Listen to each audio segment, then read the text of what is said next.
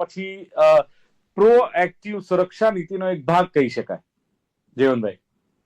નહીં, એટલે ઓપરેશન સિંદૂર ને આપણે અલગ રીતે મૂલવવું પડશે, ઐતિહાસિક રીતે મૂલવવું પડશે. કારણ કે પહેલી વાર આપણે સરહદ પાર આક્રમણ કર્યું.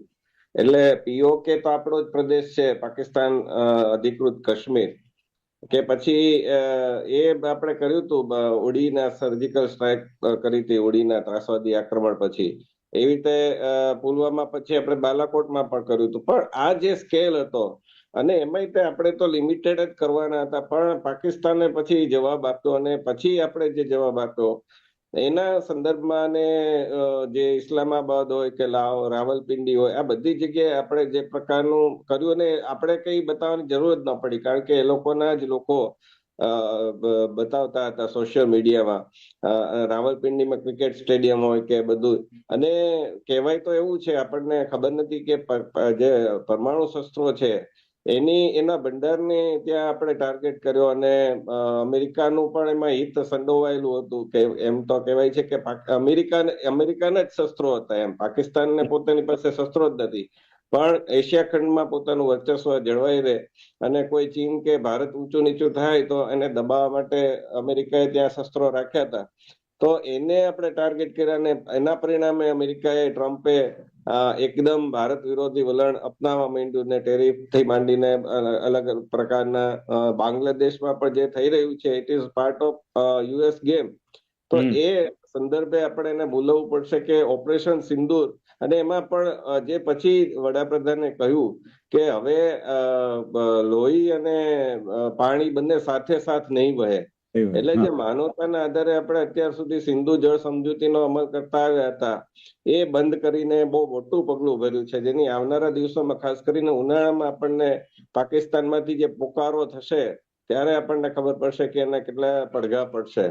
અને બીજું કે કોઈ પણ ત્રાસવાદી આક્રમણને પણ યુદ્ધ ગણવામાં આવશે, એ જે જાહેરાત કરી, એટલે આખો ડોક્ટ્રાઇન છે એ બદલાઈ ગયો, આપણો સિદ્ધાંત બદલાઈ ગયો. અને નો ફર્સ્ટ એટેક વાળી જે વાત હતી એ હવે બદલી દેવામાં આવી. એટલે બહુ આમૂલચૂ પરિવર્તન કહેવાય, સમૂળગું પરિવર્તન કહી શકાય. બિલકુલ. પણ જયવંતભાઈ, આપણે આતંકવાદને નાથવાની વાત કરીએ છીએ, અને વર્ષોથી આતંકવાદ એક મુદ્દો આપણી સમક્ષ, એક સળગતો પ્રશ્ન રહ્યો છે. તો જે આ ઓપરેશન આપણે જે સિંદૂર કર્યું, એ શું લાગે છે કે એક નિર્ણાયક વિજય આપણે એને માનવો, કે પછી ના, હજુ પણ એમ કહેવાય કે આતંકવાદના મૂળિયા બહુ ઊંડા છે, અને એને હજુ નાથવા માટે ઘણો સમય લાગી શકે છે? નહીં, ઘણો સમય લાગશે જ. એટલા માટે લાગશે કે મતબેંક છે, અને બીજું કે કટ્ટરવાદ એનું મૂળ જ્યાં સુધી આપણને પકડીએ નહીં. હવે દાખલા તરીકે હું કહું કે ઓસ્ટ્રેલિયાના સિડનીના બોન્ડી દરિયાકાંઠે યહૂદીઓ ઉત્સવ મનાવતા હતા, અને એમાં જે પિતા પુત્ર સાજીદ અકરમ અને નાવીદ અકરમે આક્રમણ કર્યું અને 15 યહૂદીઓની હત્યા કરી. તો એ જે છે એ સાજીદ અકરમ હૈદરાબાદનો છે. એટલે આ જે ચિંતા છે કે આપણે અત્યાર સુધી તો કહેતા હતા કે પાકિસ્તાન એક્સપોર્ટ કરે છે ટેરરિઝમની, તો હવે આપણી તરફ પણ આંગળી ચિંતાશે જો આ સ્થિતિ ચાલુ રહી તો. એટલે કહેવાનો અર્થ એ છે કે તમે પાકિસ્તાનને ભલે આરોપ કરતા હોય, એની સામે કાર્યવાહી કરો, વાહવા મેળવો, ને એ યોગ્ય પણ છે, કરવી જ જોઈએ, અને વાહવા મેળવતા હોય તો કઈ ખોટું પણ નથી. પરંતુ સાથોસાથ કટ્ટરતાને નાબૂદ કરવા માટે, જે રીતે હિન્દુઓમાં એક સમય કદાચ થોડી ઘણી કટ્ટરતા 1946ના એક્શન ડે ના પરિણામ રૂપે હતી, તો એને કરવા માટે અહિંસા પરમો ધર્મથી લઈને ગાંધીજીના રઘુપતિ રાઘવ રાજારામથી લઈને કેટલી બધી અનેક ફિલ્મો, જીસ દેશ મેં ગંગા બહેતી થી માંડીને કેટલી બધી, એમાં એ જ વાતની ચર્ચા કરવામાં આવી. નહેરુ તો પોલીસ રાખવા તૈયાર હતા, લશ્કર રાખવા તૈયાર નહોતા, એટલી બધી અહિંસામાં માનતા હતા, સેના રાખવી નહોતી. પરંતુ એની સામે જે કટ્ટરતા, અવારનવાર આપણે જોયું કે પોલીસ પણ નિરુપાય થઈ જાય છે. મુર્શિદાબાદ હોય, નાગપુર હોય, કેટલી બધી જગ્યાએ આ પ્રકારના બનાવો બને છે. ત્યારે આપણને એમ થાય છે કે કટ્ટરતા ક્યારે સમશે, કારણ કે એનો ઉદ્ભવ છે એ થાય છે મસ્જિદમાંથી, એનો ઉદ્ભવ થાય છે મદ્રેસામાંથી, એનો ઉદ્ભવ થાય છે રાજકીય પક્ષોની મતબેંકની ગણતરીમાંથી.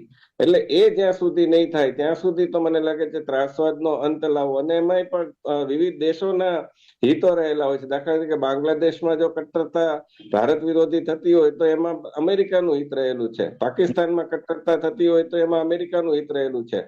તો એ પ્રકારે જો દેશો પોતે આ પ્રકારના વિચારતા છે, જેમ કે આ ભારત પહેલાથી કહેતું હતું કે there is no good terrorism, bad terrorism, પરંતુ એમાં કોઈ માનતું નથી અને અમેરિકા છે એ આ રીતે નચાવ્યા કરે છે અને આપણે પછી નાચતા રહેવું પડે. દિલ્હીમાં પણ આપણે જોયું કે કેવો એ આક્રમણને ગુજરાતમાં જે 3 આતંકવાદી પકડાયા અને એ જો યોજના એમની સફળ થઈ હોત, પાણીમાં એ લોકોએ રાઈસિન ભેળવી દીધું હોત તો શું થયું હોત, બહુ એ જ વિચાર આપણને કંપારી આવી જાય.